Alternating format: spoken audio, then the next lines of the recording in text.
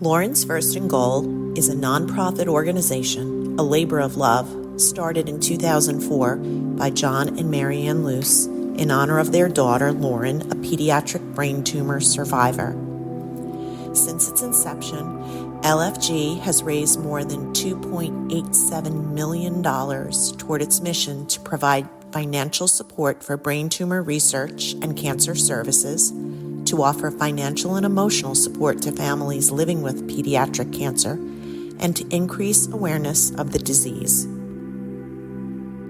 The success of Lawrence First and Goal in its fight against pediatric cancer depends on the generosity of people just like you. Any gift can make a difference to a child who is living with illness. Connect with LFG on our social media channels. See what we're up to, follow our newest initiatives, and learn what you can do to help. Share with your friends. LFG has partnered with CoachTube to create a library of coaching clinics covering all aspects of football play, strength and conditioning, and coaching philosophy. Proceeds from purchased courses benefit the missions of LFG. Finally, Lawrence First and Goal has published some inspiring books to support the LFG mission. You can purchase the LFG publications Hope is Here to Stay, Lauren's Life Lessons, and the Manual of Football Drills and Skills, or Home Fields by Bill George, and proceeds will help fund research, cancer services, and family support. You can get your books on Amazon.com today.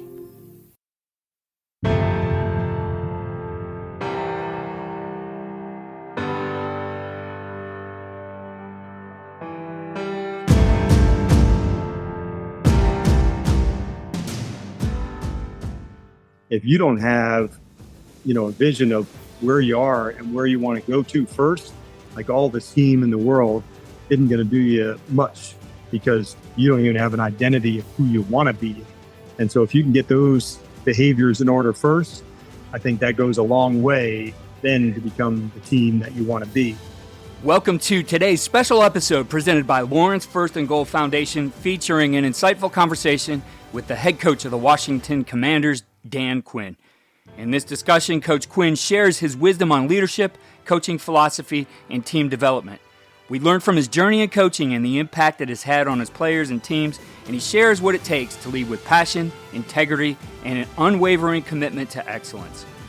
The video version of this conversation is available on CoachTube for free.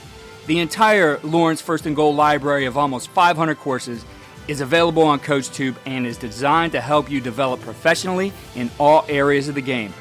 Remember that proceeds go to support pediatric brain tumor research and cancer services. Links to the content on CoachTube can be found in the show notes. John Luce, Associate Head Coach of Army, joins me as the co-host on this conversation with Dan Quinn. Enjoy.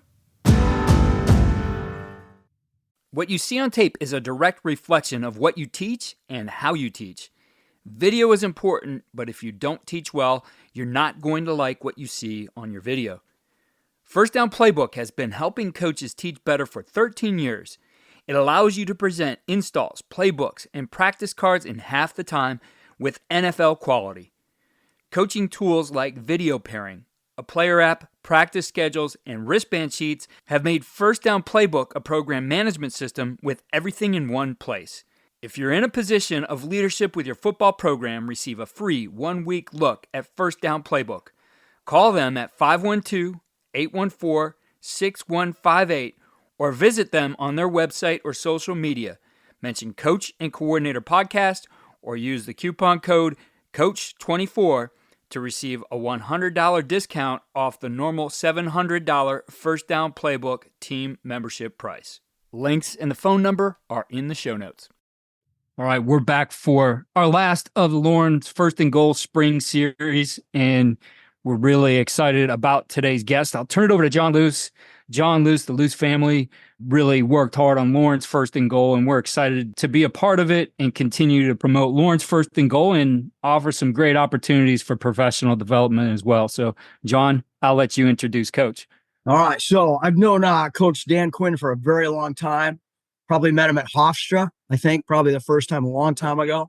And, they had an unreal staff there. Raheem Morris was on that staff and a bunch of other guys, and it was a great staff, but really good friend. I've reached out to Coach Quinn twice now to, speak at Lawrence First and Goal. And both times he jumped right on it. Once is when he was just getting ready to be the defensive coordinator of Dallas Cowboys, where he did a great job. And then scrambling right after the draft, still took the time to do it, which means a lot to us. So for the people out there, it all goes toward pediatric brain tumor research and cancer services, every nickel we raise. And Keith Grabowski does a great job promoting it, posting it, putting everything together. So I want to thank him too. But we'll let Keith Grabowski do the questions, and we'll let Coach Quinn answer the questions, but he does a great job. In fact, I'll fire one more thing. One of the guys that I coached, and I won't fire his name out there, so I don't throw him under the bus with other guys, but he told me a long time ago, he goes, Coach Quinn is the best guy I ever worked for. And as far as like building team morale and being organized and all that stuff. So we wish you all the luck in the world with Washington. I know you kill it. Thanks, John. Appreciate that. All right, well, we'll get going with this, Coach. And, the last time you spoke at Lawrence First and Goal, talked about setting the standard, and you're back building a new team again. And You'll have us coming in. You and I were talking about that here, and, another week or so when you get back together. So we're going to focus today on some of those topics and ideas. And just wanted to kick it off with the idea of leadership style. I really think, talking to a lot of coaches, how you do things is so important. It really has to fit you. So how would you describe your leadership style, and how has it evolved for you over your career? I think when you're trying to light a fire, on a team or in an organization, it has to be internally, Keith, because if you force somebody to this commitment, if you force them into this, you just won't get the same space. So to me, the leadership part of it, you have to have some standards, that you want as a whole team, through the coaches, through the players. And if you can nail that piece first about building some of that together, so it's not just this is the rule, this is how we do it, but literally having a say and an involvement in that, I felt like those are the best moments, and the very best teams I've been a part of have been really good in the locker room first, where how is the behaviors and the actions when the leader is not there? Because if you have that part right, Keith, I think that's, to me, where it goes. I think where it's evolved, I thought early on leading was always you being the one, this is what I have to say, or this is what I have to do, to always lead it. I think there's an element of that that's true. You do have to be in front, but you also make sure that you're given moments for other people to step into those places to lead, whether that's assistant coaches, other players, because now the leadership can come from all sorts of spots. And knowing that you have a say in this fight goes a long way, because now the alignment all comes together. So I think that's probably how I say it's evolved. Early on, I felt like the leader had to do everything, had to be in front. But I think the more I moved on and learned, you better be able to delegate into some people to make sure that this whole vision of this thing of how you want to do it goes through the team, through the locker room, through the staff, and pointing out those moments when their time is to lead it. To me, Keith, that's where it's at. So involving everybody in the leadership process, to me, has been way more effective, especially with today's player. Yeah, I couldn't agree with you more. I think that player-led, when you can see the leadership spread across your team, you're creating something special. What challenges have you found in trying to create that type of leadership within the different teams, organizations you've been a part of? Yeah, I think first things first, you have to find, and when you see it, you have to acknowledge, point it out, and put it out there to say, this is the behaviors, this is the leading that I saw today. Might be from a coach, it might be, from a player, but those moments you have to watch for them. I think the best of the best leaders can see those moments when they happen and point out the things that went really good, and also the things, that didn't go like you wanted to, or you missed it. So I thought all of them are like these teaching moments. And when you get your group together or your staff together, pointing out, hey man, this is something that I saw that was really good. And if you want to take it a step further, Keith, then you hit to the staff and ask them, what did you see, from the position group, or what did you see from a player? So making everybody have more awareness of the leading that you see. I think most of us as coaches, the first thing that, you want to get into is the scheme and where it goes to. But if you don't have, a vision of where you are and where you want to go to first, like all the steam in the world isn't going to do you much because you don't even have an identity of who you want to be. And so if you can get those behaviors in order first, I think that goes a long way then to become the team that you want to be. So to me, man, point it out, recognize it, good and bad. And then if you really want to get more specific, ask the other staff members or the other players, what did you see that went really good? What did you see that could have been better? And now people have to be ready to be called upon when they see it. They also have to know that I got a stake in this thing and I want to be ready to deliver when my time comes. So I know in the process of going to the Commanders on both sides, there's so much learning. Is this the right fit, right? It's not a one-way street. You're learning the same way too. You've got to come in there and then align to what is this organization's culture, values, all those kinds of things. So as you're getting started out with that, and some guys have been there and would understand that with the organization, but how do you ensure that you're building right away that alignment? Yeah. Number one, like stating right from the very beginning, this is what, we'd like to accomplish together. And then also by bringing in pieces that have a very clear understanding of those alignments. And I think, Keith, one of the best ways, to have understanding is to have some readbacks, with the staff or with the key influencers of your team after you debrief or after you have some discussions. Okay, Keith or John, why don't you read back to me what the message is or what we're expecting from here? And if you can have more clarity where other people have to say the same message, it doesn't have to be in the exact same language, Keith, but it does have to be in the same way. And so the more people that understand what you're going to do, I think that's a really big piece. So in Washington, for instance, one of the very first things that we did was, before we even broke up into scouting or coaching, was bringing everybody together to say, hey, these are some things, like I wanted to outline our norms, our behaviors, what we were going to be about, the vision I had for the team, how we were going to play. So every single person in that room had a very clear understanding of how we were going to get it on. And next, I wanted them to be able to articulate that. So if they were having, dinner that night with their family or out with some friends, that they could relay that same information, Keith, in their own way, but knowing that this is what we're going to be. And so I hope that when our friends and our family watch us play, that comes to life. The vision of how we wanted to play, of how we wanted to do things really comes to life. So I think more than anything, I wanted to state what is the end goal that we're looking for here, and then work back from there to say, this is who we want to be. What are the steps that we need to take to ensure we can get to that space? Some of it's personnel driven, but not all of it. Some of it is just the way that we communicate and act towards one another, the way we support one another. And so I'm actually living that right now. As the players are here, we've had, a certain number of guys that are here for the off-season program that they get to start something from the very beginning. I think when you're talking about like team building, it's one of the coolest opportunities. I'm sure there's a lot of people on this call that are going to be future head coaches. To make sure, I want them to understand, like, you get this one moment, this one shot to say, this is how we're going to do it. And it doesn't mean a dictatorship, but it does mean sharing a vision of how you want to do it. And then collectively getting everybody on the same program to make sure this alignment's taking place. We're moving forward in this direction. And you'll know when you're really hitting the key, because if you ask other people that weren't in a meeting or weren't in something, hey, tell me about the vision that you heard from so-and-so. And if they can give it back to you, then now I know we're hitting in the right spot. Yeah, I think that's important, that everybody definitely can communicate those things.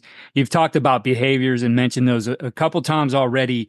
And really, the behaviors are your culture. It's what you're going to see. It is the tangible part of everything happening on your team. And, aside from the things that happen on the field, what are the important behaviors you define for your guys? And how do you make sure that they know that, this behavior is performed this way? Yeah, that's a good one, because I think sometimes people get the word like environment and culture, like they're not the same thing.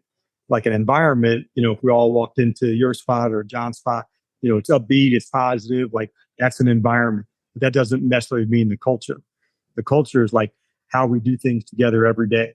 And so whether that's, this is the time we come to train, this is everything that we wear to go to this thing, this is how we practice. These are the things that are important. So for us at Washington, I wanted to make sure like competition is the central theme, like in all that we're doing. So in our first practice with the veterans, we went over the bags in a competition style.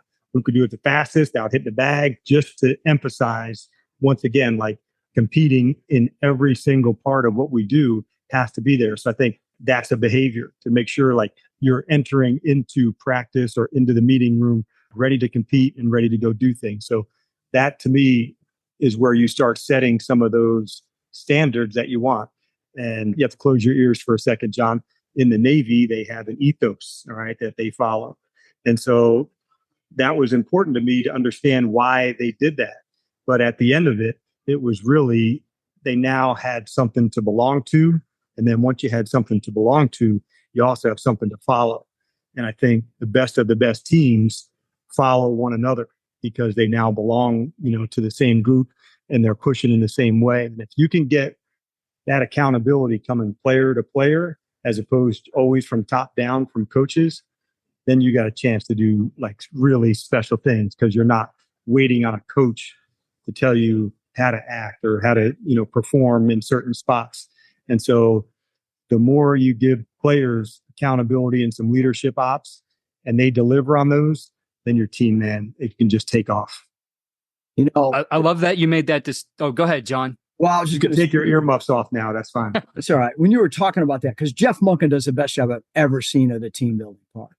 I mean, it's so much of it, obviously, right? We always think we win here because we have the best locker room in all of football, right? But, one of the guys that we both know, Ben Kotwika, works for you in Atlanta, but he was our captain here. We were in 96 with Bob Sutton, which obviously he worked for you too, right? And he was so relentless as a player. Like I was coaching him and I learned so much about leadership from him as a player, but he was so relentless that you had to almost put your arm around other guys that were on the football team, like, hey, it'll be all right. But you talk about holding it as standard, but you're right. When it's a player doing it, and we've had guys like that here, obviously, because of who we are. But yeah, it's great that you're getting that done because Kotwika was the best I've ever seen to do it.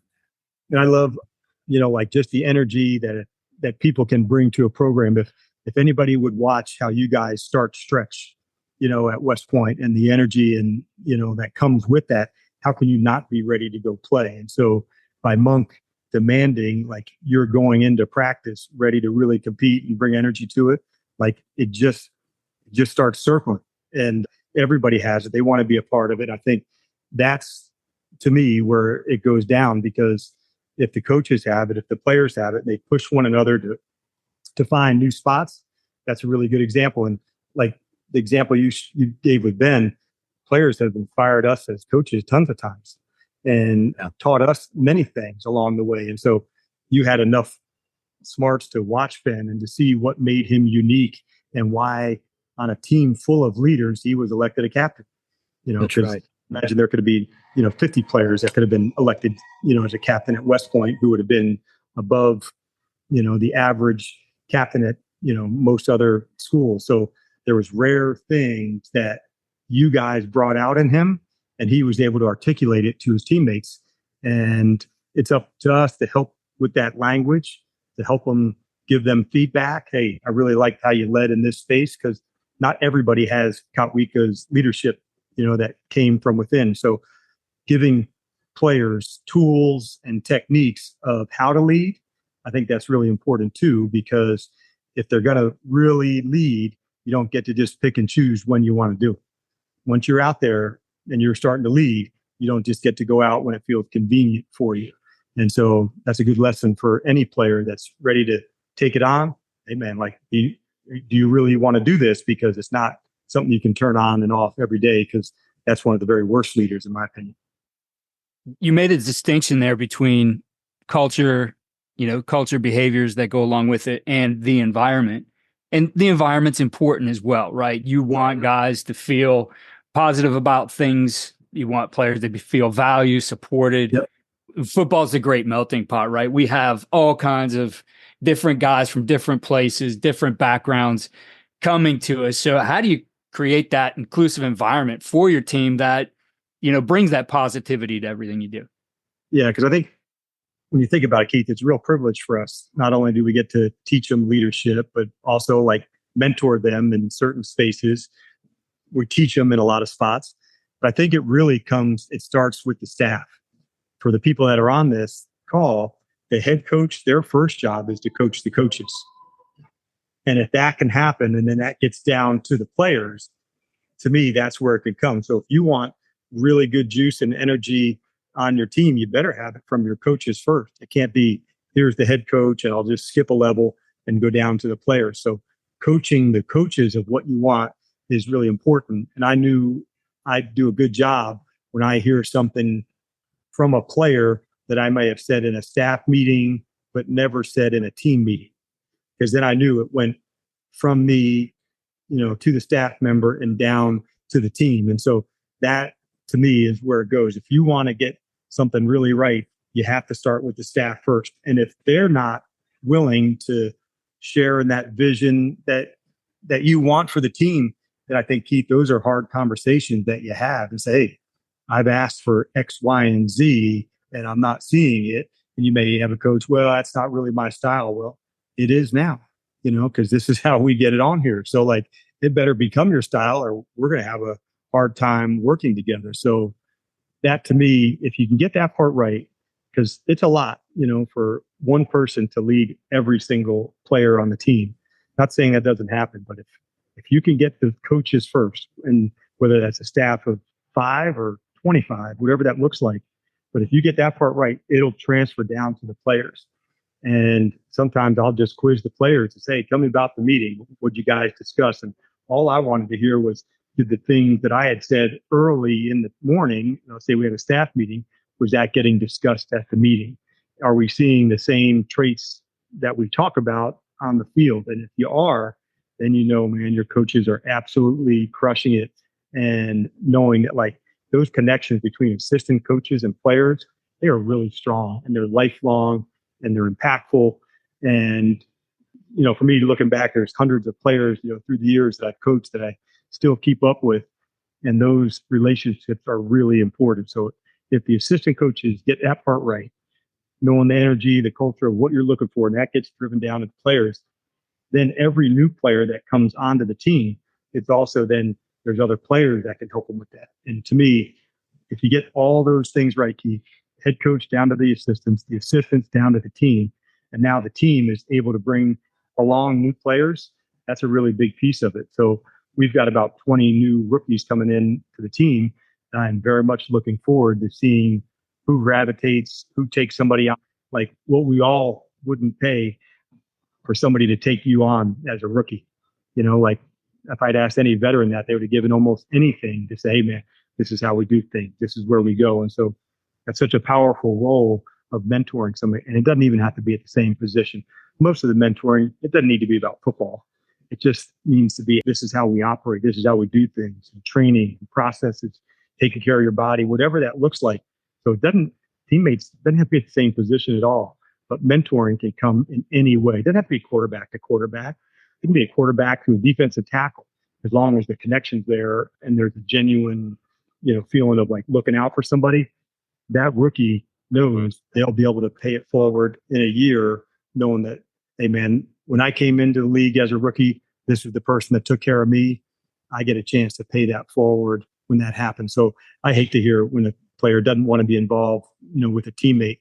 That's usually a good sign that that team's not very well connected.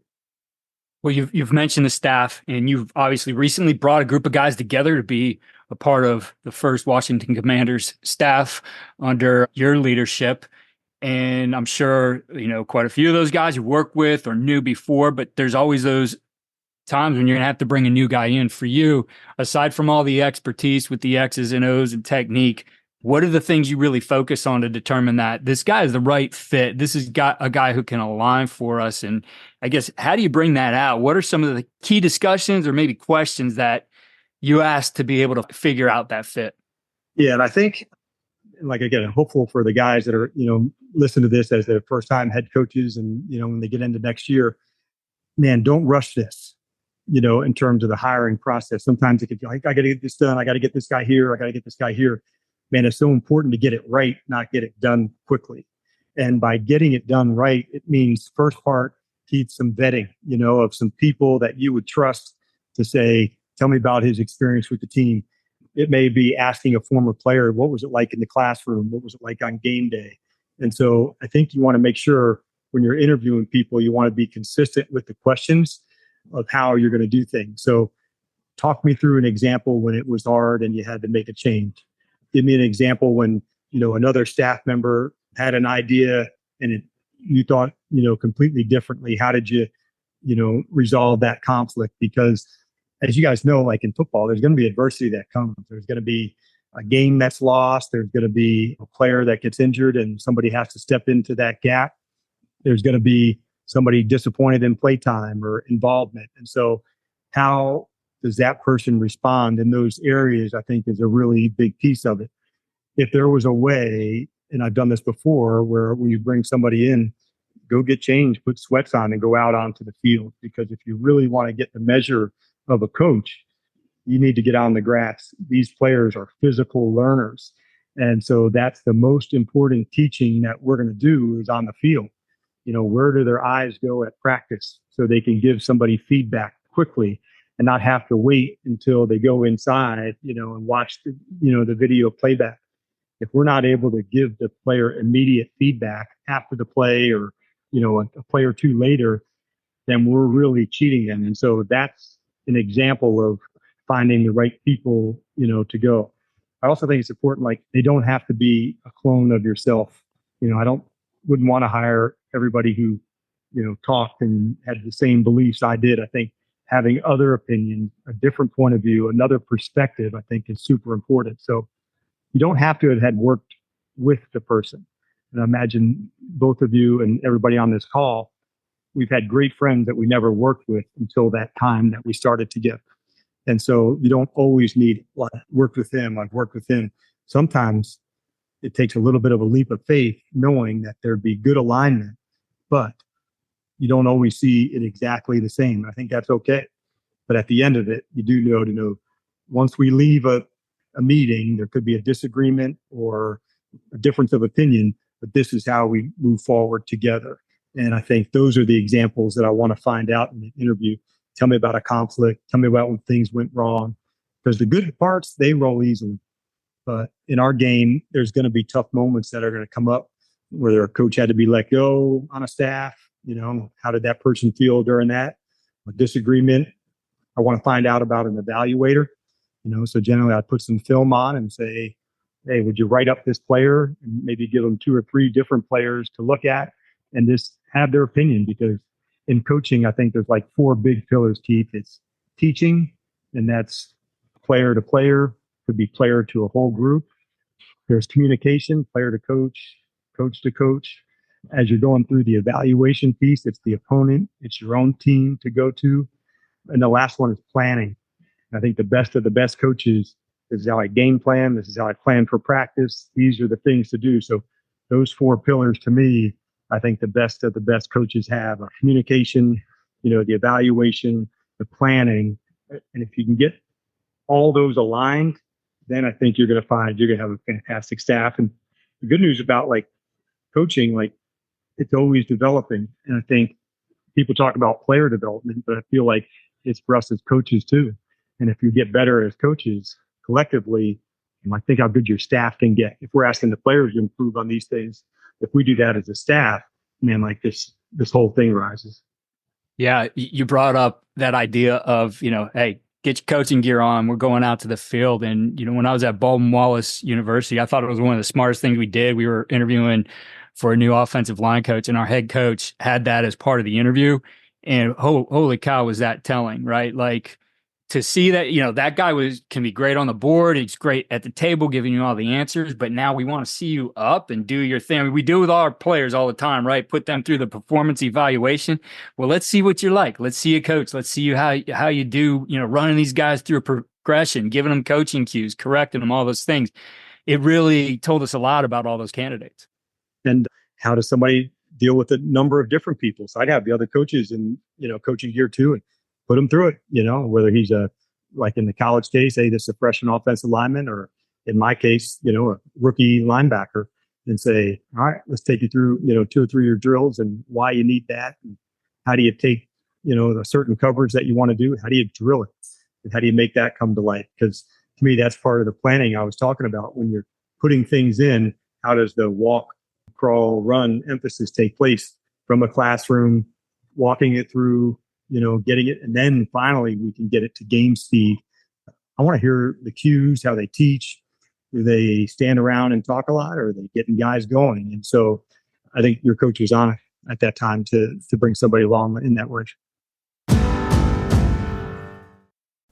As coaches, we know that some of the biggest hurdles to our team's success can come from off the field.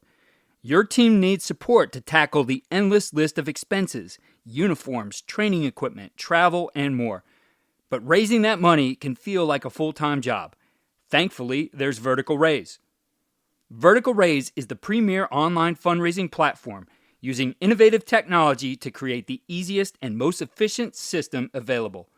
Raise more money in less time with a local fundraising coach who works with your team every step of the way to customize the ideal fundraiser.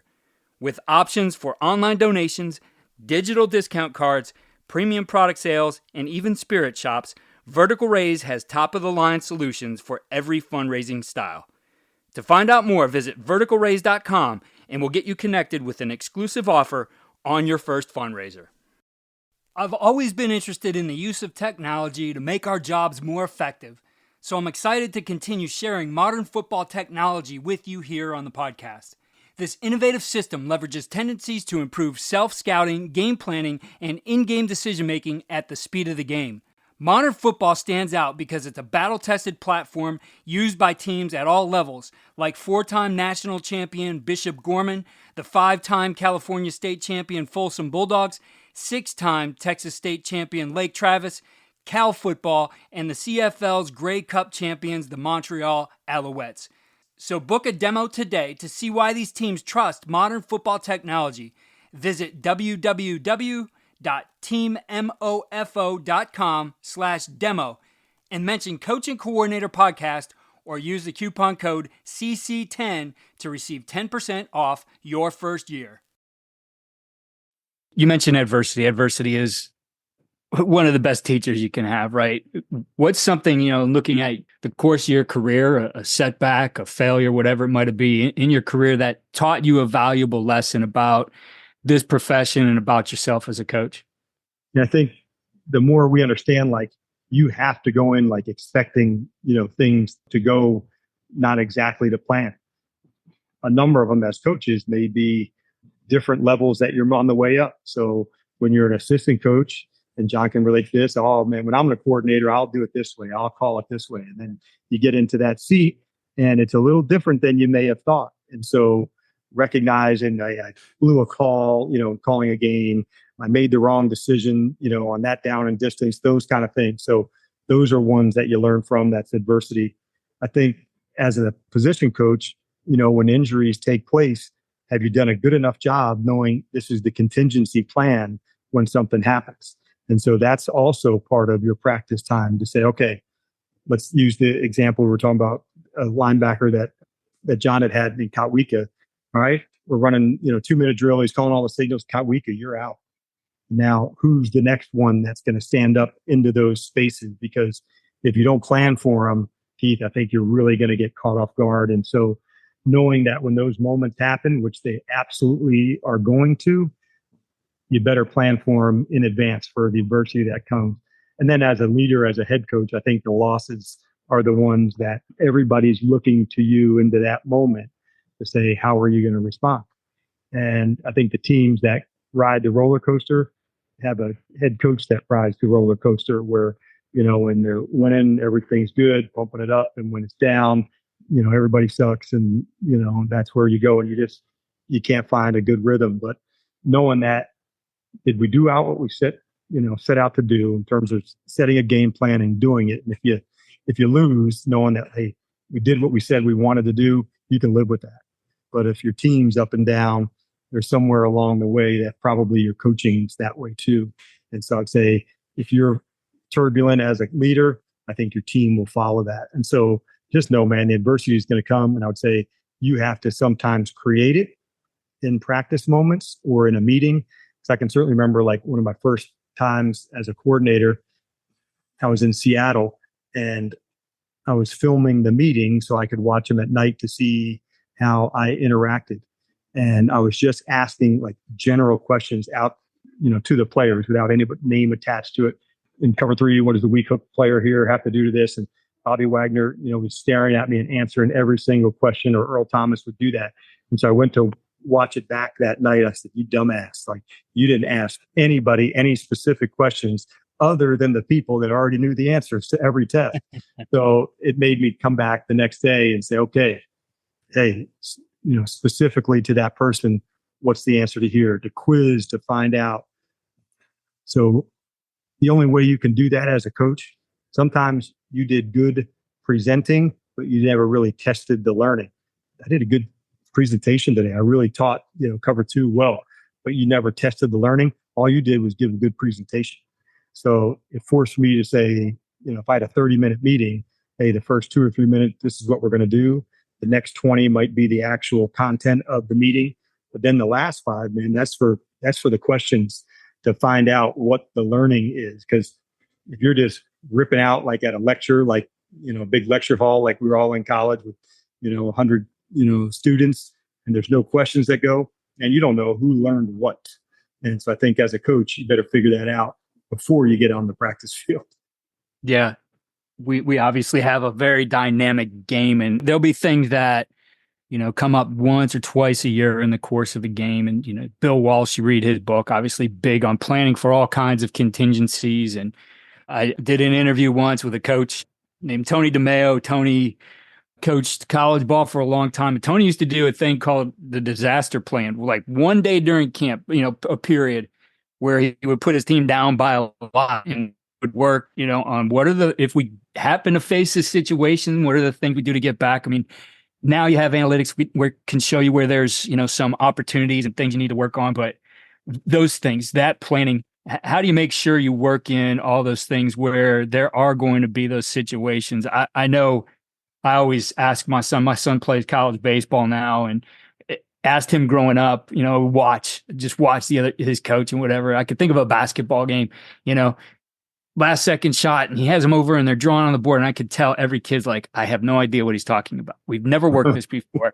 And of course the play didn't work. Right. So you have to prepare your players. You don't want them to go through things for the first time on the field in an actual game. So just working through those details, how do you go about that and make sure that you're covering all those contingencies?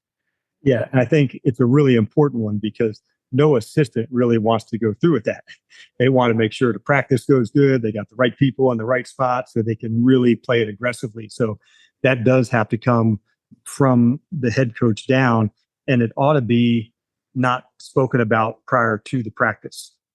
To say, if we really want to test ourselves to find out, where we're at, these things should happen in practice, but without everybody's knowledge beforehand, because that's how it's also going to be in the game. We're not going to be able to go into the game and say, okay, look here now in the fourth quarter, we're going to be down by 3. We're going to have 2 timeouts, but the ball is going to be at the minus 45. So knowing that you can create a little bit of that chaos, the first time it'll be uncomfortable, that you do it as a head coach, and then do it again and do it again. So now this is just how we do things. And there could be a time when you're really prepared for something and you get pulled out to the next person that's going in. It can be frustrating for a player, but at the end of it, I think it makes so much sense to put people into these situations to see how it goes. I think the same thing as play callers, at some time at practice, offense coordinator's down, quarterback coach, you're calling the plays. Defense coordinator down, linebacker coach, you're now calling the plays for this period. So to use Tony's example, score situation could be down, but it also, if you really want to promote leadership and have the ability to, bring people up within the organization, put them into those leadership spots themselves as assistants. And you'll find out a lot about them too, who's ready for that moment. And living that together is a really cool thing. So I would also encourage anybody to to go through that. Now, don't do it on the first day of practice. There's a lot that can go on. Right. But if you do these kind of things, knowing that like this is part of our game, like adversity is going to happen, and let's get it right. Life happens, where somebody can't coach on that particular day, just like a player couldn't coach on that day. What are you going to do when that happens? I think COVID taught us a lot, to say, okay, coach is down for a game. And I know for a preseason game, I had to miss, when I was in Dallas, and, certainly didn't want to, but we'd already laid out, this is what would happen if Dan's out. This is what would happen if the next person's out, on and on and on. And then it just becomes more normal when that moment happens. Yeah, that makes a lot of sense. Looking at development of coaches through this, and, I think the NFL really magnifies what this looks like, but a young coach, and again, looking back at your career, I mean, what advice do you have for a guy who is starting out and maybe is, an analyst, right? Hadn't been on the field yet, but wants to be a head coach someday. Could be the high school freshman coach who wants to be the head high school coach someday. It doesn't matter. What's the way you go about getting to those spots you want to be in this profession? Yeah. I'll kind of think of two pieces for it, because I'll tell you like some of my experience as well. Then I'll start on the first one to say, like, make sure where you're at, man, like you're maxing that out as hard as you can and having a blast to learn from your own staff. There was a time I'd been a defensive line coach in the NFL for 10 years, and I was always wanting what was next. I really wanted to be a coordinator. I really wanted the next thing. And I probably missed, Keith, some times during those 10 years of me wanting what's next, than crushing what I was doing right now. And if I had to go back and turn back the clock, I think I would have been not as much look ahead to, as opposed to right where I was at. And I was enjoying what I was doing, but there were certain, well, why is he getting promoted or why is he not? And I wasn't. And so I ended up going to college to be a defensive coordinator for 2 years. And I went back to the NFL to do that. But I did feel like there was times in that 8 or 10 year period that I was always wanting what was next, and maybe missed some moments of leading and getting better into that space. So that would be one. I would say, first off, like wherever you're at, man, have a blast and max out that time with those people as much as you can, because there's going to be like really talented people a number of times on staff that you're on, whether it be an offense coordinator, you may be a defensive line coach. How do you spend time with that person? You just ask them, hey man, would you take me on to mentor me once a month on some topics of things that are important? And if you can allow yourself to do that and grow in that space, I think that's a really big deal.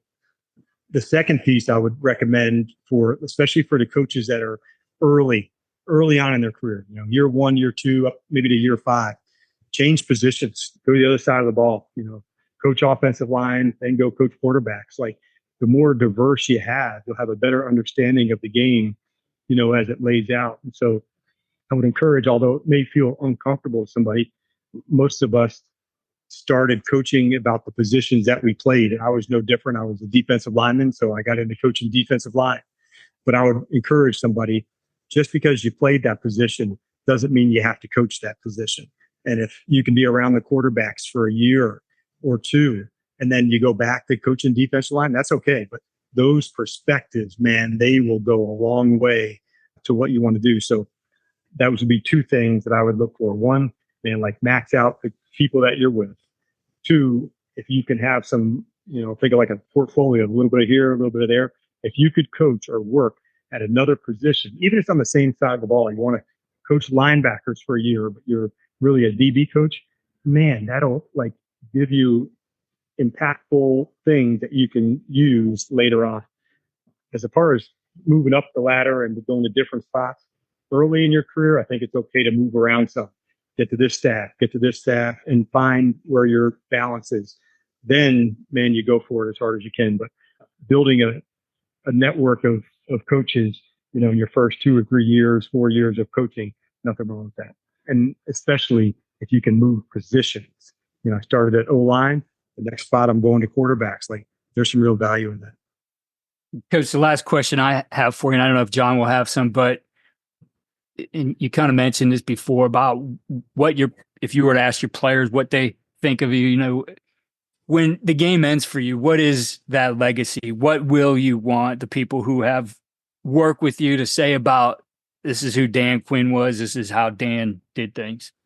I think number one, I'd want them to know, whether it was a player or a coach, that I was really in it for them to be the best that they could be. So whether that's a player development or coach development, like, it brought me a lot of happiness and joy when a player got a second or a third contract, knowing that maybe I had a small role in helping to that, or a coach got to move on, to a bigger leadership role or a head coaching role.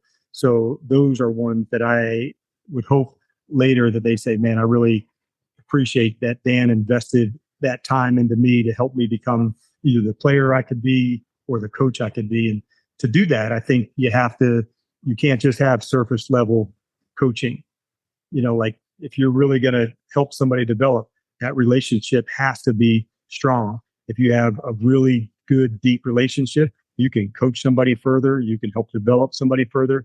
If it's at just a very surface level, I think you'll get surface level coaching, surface level development. But like, showing that you care, that you're in for what they want, that's a big deal. And so not all players will trust at the same speed.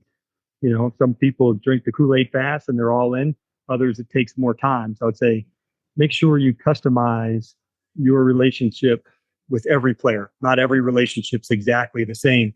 Some take more time to build the trust. Some happen easily. Some different positions. So I would say, really, at the end of it, man, say, like, Dan really poured into me to help me become a better coach or to a better player.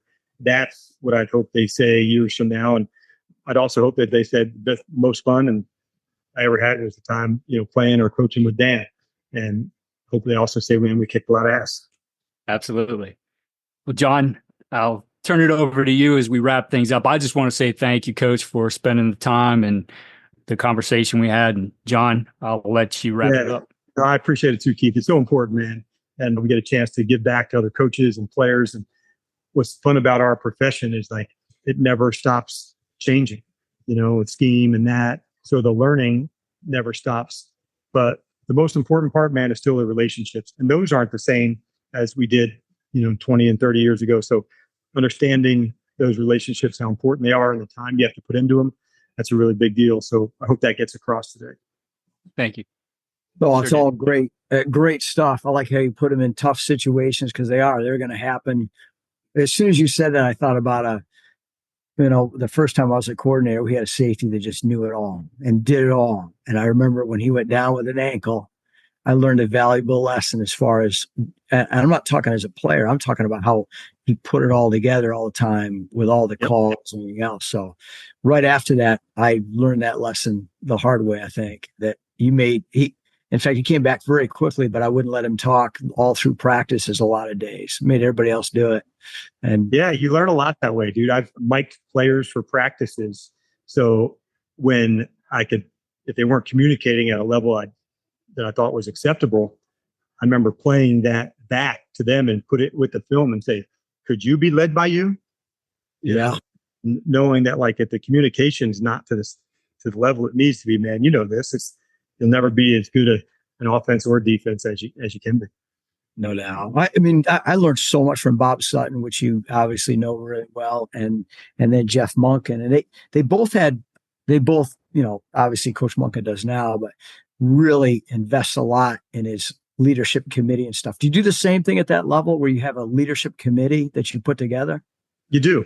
And I think it's really important to know that, like, they're also really invested in this and having some say in the decisions that take place, because, like I said, if they're part of the decision and owning part of that decision, you can be sure that it's going to come good. It's kind of like the player that wants to run a certain play, like, it'll probably work, because they came up with the blitz or they came up with the certain route or a play, and they know the ins and outs of it. They know what it's going to be. So I do think it's important to have the players be very involved with the important decisions that go on.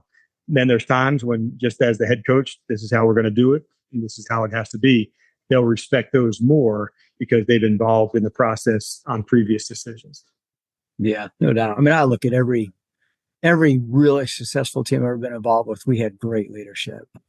Probably the talent was very similar. Yes. Some great teams and the bad teams. It was just unreal leadership, that we've had over the years. And some of these teams they're all good here.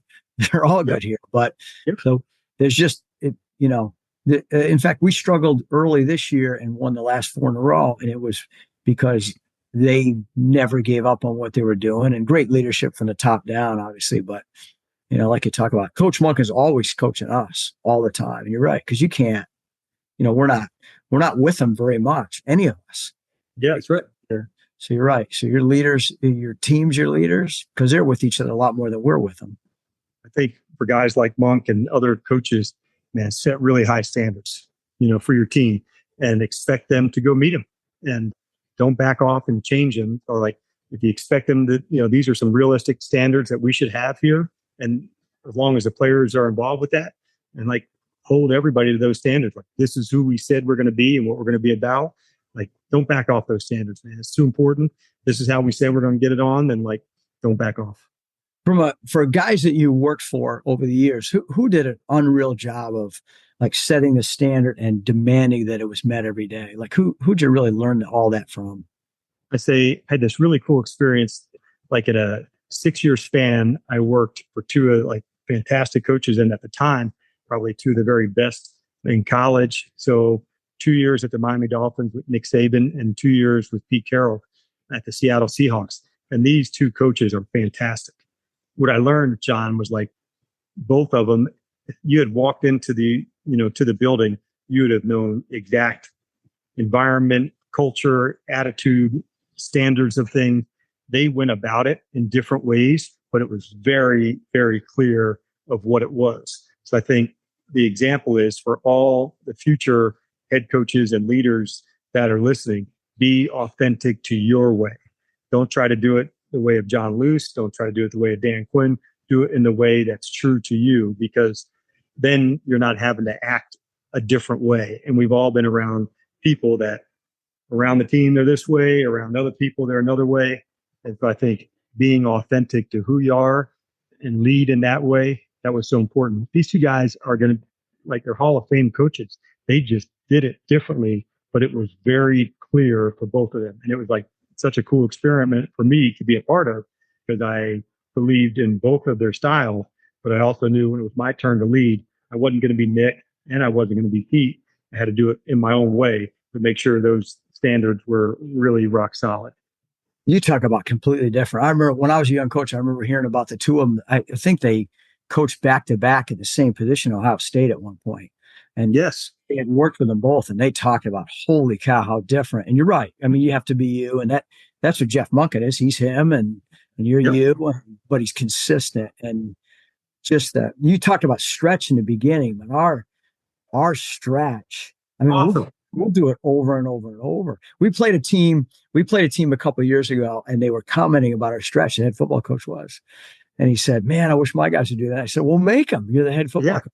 And I knew we're going to win. We're going to win because of the little things and the high standards, right? Yeah, don't back off them, because like at the end of it, I did an exercise last year where, what your role is or what you think your role is at the top of the paper, then pass it around the room. When it came all the way back on mine, keep us to the standard, keep accountability, keep us. So like, actually, most really good players want to be pushed, to be held to really high standards. And you just happen to be at a place where it's the best in the world at creating leaders, and you're still talking about it. So there's just different levels that you can go to. You happen to be at one that's at an exemplary level, and you're still trying to push it higher, which I think is really cool. Yeah, I think you're right.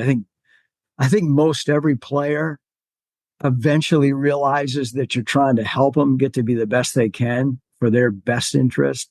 I think some of them learned too late in the process. Yeah.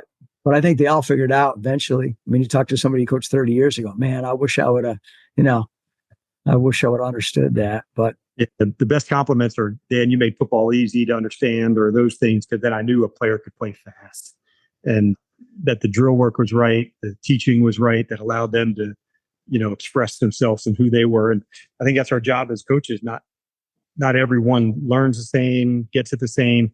And how do we put the guys in those spaces that allow them to do their thing at a really high level? The guys really aggressive, and we got to blitz them a lot. That's his superpower, and that's our job as coaches to find those out.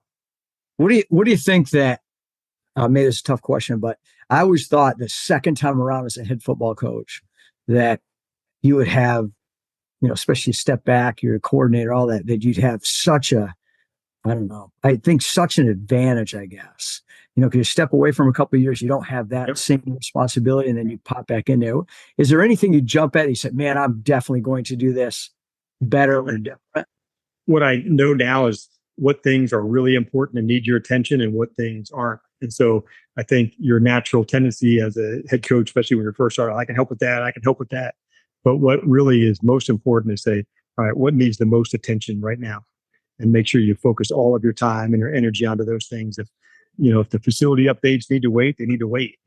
This is the most important thing, being around the team and creating an environment together, or whatever that might look like. It might be the leading aspect. It might be, building, camaraderie amongst the group. So finding what's most important and acting on that now. I think you don't have perspective of that your first lap, John, as a head coach, but you do as a second time to say, that's not that big a deal. We'll get to that. But this right here, we need to handle today or right now, and just stay into that process, knowing what's the most important to do at the moment. That's excellent. Well, Keith, you have anything else? I don't want to hold you all night. You're kind of busy, I'm sure. No, it's been great. Awesome, guys. Well, keep doing good work, Don. It's a great program, and I'm glad to be on with you. Keith, enjoyed meeting you tonight too, man. So this is, I hope it gets to a lot of coaches, and hopefully we can keep making an impact, man. Well, hey, thanks a ton. It really does make a huge difference. And like I said, we've been doing this for quite a while, and these clinics are really taking over with Keith's help. And obviously you've been a huge supporter, and we can't thank you enough. So we'll be rooting for you. I know that for sure. Back at you, brother. All right. Talk to you soon, guys. Thanks. All right. Thanks, Coach. Here are the Winning Edge takeaways and ideas for implementation. There's so many in here, but I wanted to focus on some that help you on leadership. So the first one is to invest in building strong relationships. We talk about that all the time on the podcast, but prioritizing, developing strong connections with your players and coaching staff helps you earn trust, respect, and loyalty, and creates a positive team culture where communication and collaboration thrive. That really came through in this conversation with Coach Quinn. 2, set standards and expectations. Coach Quinn is all about the standard. So establishing clear guidelines for behavior, performance, and attitude within the team promotes discipline, accountability, and a shared sense of purpose, fostering a structured environment that drives success. And 3, encourage player involvement in decision-making. Empower your players to contribute ideas, provide feedback, and take on leadership roles to enhance their commitment and ownership of team goals. Creating a cohesive and motivated team working towards common objectives will help your team win in critical situations. Remember to check out the Lawrence First and Goal library, over 500 courses in all areas of the game to help you develop professionally. You can find the link in the show notes. Follow all we're doing at coachandcoordinator.com and follow us on X at Coach K. Grabowski.